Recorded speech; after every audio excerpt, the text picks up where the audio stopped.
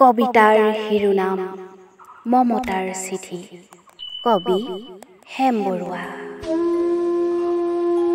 মৰমৰ এয়া মম এডাল জ্বলাই লৈছো, আজি বহু দিনৰ মূৰত তোমালৈ চিঠি লিখো বুলি। বাহিৰৰ ৰুৰুঙা বতাহ চাগে মমডাল আহি কোবাইছে, চাওঁ খিৰিকীখন জপাই দিওঁ। 7 বছৰৰ আগৰ কথাবোৰ তোমাৰ বাৰু মনত আছেনে? আমি যে নতুন জীৱনটোৰ পাতনি মেলিছিলোঁ। মোৰ গাত সেই অচিনাকি নিচা বাৰুকৈয়ে লাগিছিল। সিদিনা আছিল কাতিৰ কুঁৱলীসনা এটি কোমল পুৱা।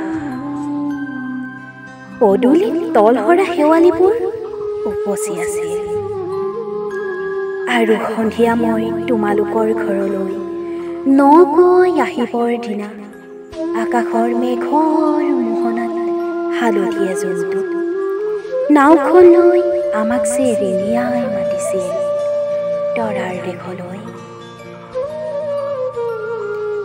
মই লোৱা কঁকালৰ ৰঙা ৰিহাখনলৈ তুমি বাৰু কিয় একেথৰে চাইছিলা?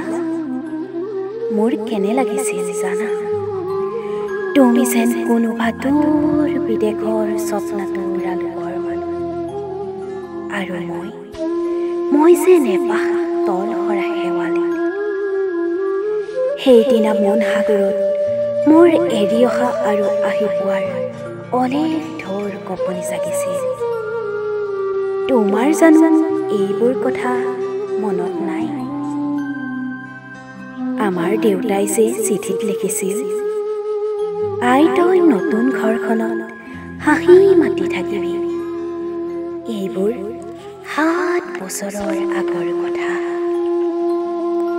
মোৰ যে সকলোবোৰ পুৰাণৰ সাধু যেন লাগে। জেঠমহীয়া দেউতাৰ বছৰেকীয়া হৈ গ'ল।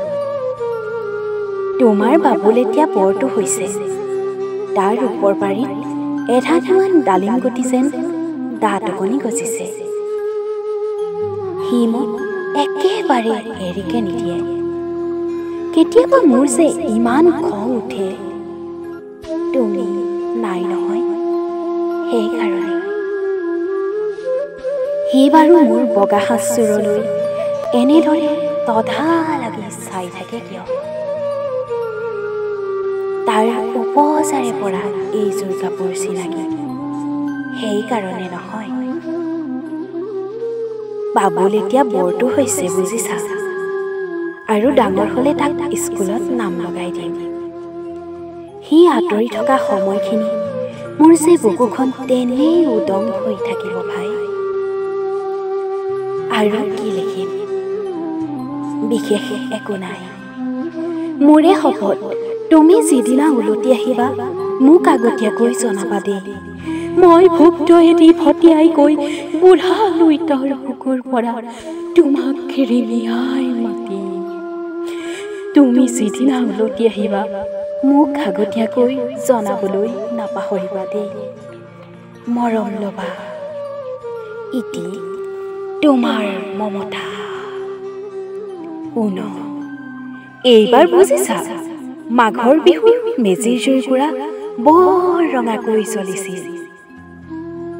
আমাৰ আইতাৰ কলি ছাগলীজনী 2টা পোৱালি জগিছে, এটা সোঁত বগা, আনটো পখৰা।